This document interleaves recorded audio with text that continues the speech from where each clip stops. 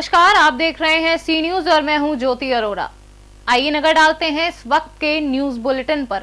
अशोकनगर में चुनाव के दौरान कांग्रेस छोड़कर बहुजन समाज पार्टी में गए वरिष्ठ नेता रमेश इटोरिया की आज घर वापसी हुई।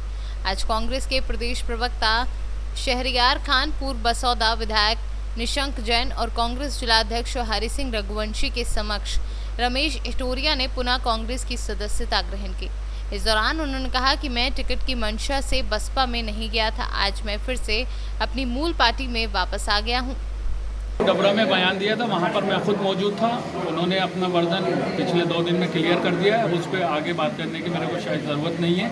लेकिन शिवराज सिंह चौहान को भी मायावती ने जो कह रही है उस पर आ रहा हूँ, उस पर भी आ रहा हूँ। शिवराज सिंह चौहान को भी अपने मंत्री के बयान पर जो अभद्र भाषा बोली है उस पर अभी तक उनका मौन व्रत नहीं रखा उन्होंने और बाइट में कुछ नहीं बोला। तो इससे साफ जाहिर है कि ये महिलाओं के सम्मान की जो खोखली बात है और ये घड़ियाली आंसू बहा रहे हैं। बस मध्य प्रदेश पिछले 15 साल से देख रहा है। नहीं, ठीक है, हम दोनों की बात कर रहे हैं। उन्होंने गलत किया, उनका भी है। आप कमलनाथ जी वाले मामले में कहिए कि मायावती जी कह रही है कि गलत किया।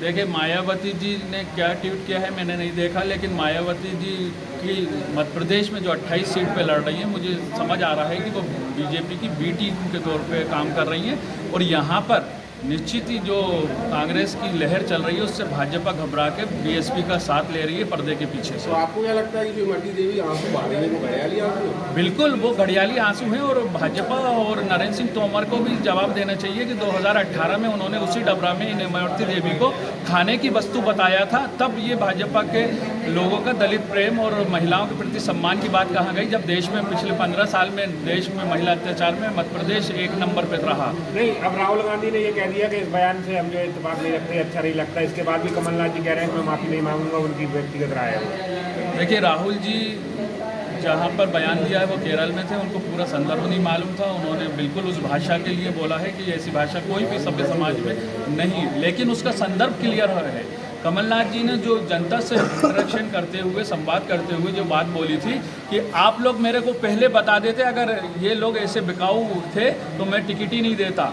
और इस तरह के उनके बयान के लिए उन्होंने जो शब्द किया उसको आप गलत मानते हैं कि नहीं? ये शब्द संवैधानिक प्रक्रिया में भी इस्तेमाल होता है और विधानसभा की कार्रवाई में होता है। या तो सरकार इस शब्द को बदल दे, या तो कि कमलनाथ जी के बयान को जो है आप अधिकृत रूप से जो है सही मानते हैं पूरे। कमलनाथ जी ने अपने बयान पे पिछले 2 दिन में 2 बार वर्जन रख दिया है। मेरे को उस पर सफाई देने की ज़रूरत नहीं है। और कमलनाथ जी वो नेता हैं देश के, 40 साल के उनके राजनीतिक इतिहास में कभी भी महिला पे या किसी पे भी अभद्र भाषा तो दूर कोई ऐसा शब्द नहीं बोला जिससे ठेस पहुँचे। वो एक बहुत गंभीर और सज्जन इंसान है। निश्चित ही इस बात को भाजपा इसलिए उठा रही है कि उनको 28 सीटों पे जो दिख रही हार है उससे घबरा के परेशान है। शिवराज सिंह चौहान और बीडी शर्मा ने आज जो अशोकनगर में बयान दिया है, इससे साफ जाहिर है कि ये लोग परेशान हैरान हैं। उपचुनाव में दिखती हुई अपनी हार से एक दलित बेटी की आड़ में उन घड़ियाली आंसू जो बहा रहे हैं वो किसी से छुपे नहीं है। अगर इनको दलितों का इतना ही दर्द होता तो 2018 में नरेंद्र सिंह तोमर, केंद्रीय मंत्री जो भाजपा से हैं, उन्होंने इसी दलित बेटी के अपमान में जो शब्द बोले थे, उनको खाने की वस्तु बताया था। उसके लिए आज तक ना नरेंद्र सिंह तोमर ना शिवराज सिंह चौहान ने माफी मांगी है। इससे साफ जाहिर है कि इनकी कथनी और करनी अलग अलग है। और इनके अभी हालिया में जो 30 घंटे पहले एक मंत्री ने आदिवासी बेटी के नाम, बहू के नाम पे जो बात करी है वो किसी से छुपी नहीं है। वो इतनी असंसदीय और अशोभनीय भाषा है जो कि हम चैनल पे बोल भी नहीं सकते हैं। और इनको कमलनाथ जी की उस बात को इसलिए उठा के उसकी आड़ में अपनी राजनीतिक रोटी सेक रहे हैं कि ये लोग चुनाव में हार रहे हैं। कमलनाथ जी ने जनता से संवाद करते हुए उनसे ये बोला था कि ऐसे आप लोग बताते कि ऐसे जनसेवकों को मैं शायद टिकट ही ना देता, तो उसको इन्होंने गलत तरीके से प्रचारित करा और पूरी बात को ना बता के जनता को गुमराह करने का काम कर रहे हैं। जनता है, सब जानती है। अशोकनगर से सीनू संवाददाता वाहिद खान की रिपोर्ट। एटा की तहसील जलेसर अंतर्गत अवागढ़ ब्लॉक के ग्रामीण क्षेत्र में इसौली की आर्याव्रत ग्रामीण बैंक में कड़ी सुरक्षा व्यवस्था के मद्देनजर रहती है फोर्स की तैनाती। कोरोना संकट को देखते हुए सोशल डिस्टेंसिंग का ख्याल रखा जाता है। शाखा प्रबंधक सहित सभी बैंक स्टाफ ग्राहकों की सेवा में हमेशा रहते हैं तत्पर। एटा से सीनू संवाददाता रमेश जादौन की रिपोर्ट। गुजरात छोटाउदेपुर भू वैज्ञानिक कार्यालय द्वारा लीज और डेलोमाइट उद्योग पर किए गए उत्पीड़न के संबंध में खान एंड मिनरल्स एसोसिएशन द्वारा संग्राम सिंह राठवा की अगुवाई में जिला कलेक्टर को आवेदन पत्र सौंपा। छोटाउदेपुर से सीनियर संवाददाता अर्जुन राठवा की रिपोर्ट।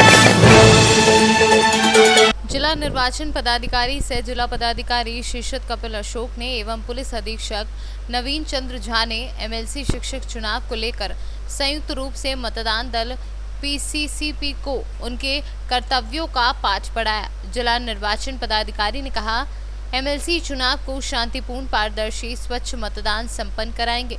शांतिपूर्ण, स्वच्छ, पारदर्शी मतदान कराने के लिए जिला प्रशासन कटिबद्ध है। सारी प्रशासनिक तैयारियां पूरी कर ली गई हैं। टीचर्स कॉन्स्टिट्यूंसी का विधान पार्षद के जो चुनाव यहाँ पे होने जा रहा है कल, उसके लिए जो है PCCP, micro observers, presiding officers, इनको ब्रीफिंग देने के लिए यहाँ पे बुलाया था। पुलिस पदाधिकारी भी यहाँ पे थे। साथ ही में जो विधान पार्षद का जो चुनाव है, इसमें जो प्रक्रियात्मक बदल है कि इंडिलीगल इंक कहाँ पे लगाना है, इसके साथ साथ बैलेट का मार्किंग कैसे होना है, कोविड प्रोटोकॉल किस तरीके से बूथ पे हमको अनुपालन करना है, साथ में जब इलेक्शन ख़त्म होगा तो उसके बाद जो है बैलेट बॉक्स स्ट्रॉन्ग रूम जो है सारण में वहाँ जाके कैसे देना है, ये सारी इंस्ट्रक्शंस दिए गए हैं। फ्री फेयर इलेक्शंस करना हमारा उद्देश्य है और उसके लिए पूर्वी चंपारण जिला प्रशासन कटिबद्ध है। बहुत सारी तैयारियां यहाँ पे हो रही है। मोतिहारी से सीनियर संवाददाता सतीश मिश्रा की रिपोर्ट।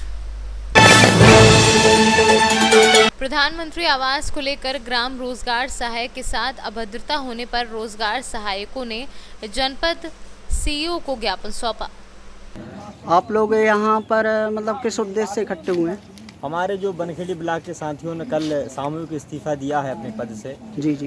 तो बहुत दुखद घटना है और बहुत ज़्यादा समस्याओं का सामना नौकरी के दौरान करना पड़ रहा है उन लोगों को। अपने मान सम्मान स्वाभिमान से भी खेल रहे हैं वो लोग। अधिकारियों द्वारा बहुत अनावश्यक दबाव बनाया जा रहा है।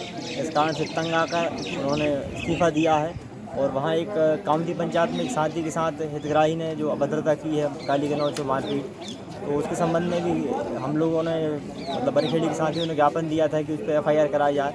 आज दिनांत तक कोई कार्रवाई नहीं हुई है। इस स्थिति में बहुत दुखी हैं सब लोग। और जो घटना बनखेड़ी में हुई है उसका समर्थन जनपद सोहागपुर के हमारा संगठन भी करता है। ये गलत है और इस प्रकार का अनावश्यक दबाव और जो यदि हम हितग्राही मूलक कार्य कर रहे हैं और उसमें हितग्राही द्वारा हमसे अभद्रता की जाती है तो इस स्थिति में काम करना संभव नहीं है। अच्छा, तो हमारा शासन प्रशासन से निवेदन है कि वे इसमें अपनी कार्रवाई बहुत जल्द से जल्द करें। जो हितग्राही ने जो अभद्रता की है उसको एफआईआर उसके विरुद्ध कराई जाए। तो जो अनावश्यक दबाव जो काम का बनाया जाता है उसको कम किया जाए, क्योंकि एक व्यक्ति की एक क्षमता होती है एक समय में काम करने की। आप एक साथ 4 काम नहीं कर सकते। यहाँ स्थिति ये है कि एक साथ कई सारे काम दिए जाते हैं और फिर काम न होने पर अनावश्यक रूप से कार्रवाई की जाती है। तो इस संबंध में वहाँ जो इस्तीफा हुआ है उसका हम समस्त रोजगार सहायक संगठन सोहागपुर समर्थन करता है और आगामी यदि कोई स्थिति बनती है तो हम सब हर स्थिति में उनके साथ हैं। सर, आज यहाँ पर सोहागपुर जनपद पंचायत में हमारे रोजगार सहायक पूरे जनपद के एकत्रित हुए हैं और किसी संबंध में उन्होंने एक ज्ञापन सौंपा है आपको। आप थोड़ा सा विस्तार से उसके बारे में बताएं। जी, सारे हमारे ब्लॉक के सारे रोजगार सहायकों ने मिलकर हमें ज्ञापन दिया है। इसके पीछे बनखेड़ी ब्लॉक में होने वाली एक घटना है जहाँ पे एक रोजगार सहायक के साथ कामती ग्राम में कुछ अव्यवहार हुआ है, इस वजह से यहाँ ये ज्ञापन दिया। तो ये लोग क्या चाहते हैं सर? रोजगार सहायक वो एक प्रधानमंत्री आवास योजना का कोई मैटर था जहाँ पे दुर्व्यवहार जीआरएस के साथ किया गया है और जीआरएस का कहना ये है कि संबंधित जो व्यक्ति है जिसको प्रधानमंत्री आवास का लाभ दिया जाना है या दिया जाना था जी, वो नियमों के तहत होता है जी, लेकिन वहाँ पे ज़बरदस्ती करके गाली गलौज करके वो लाभ मांगा जा रहा था, जिस वजह से। धन्यवाद।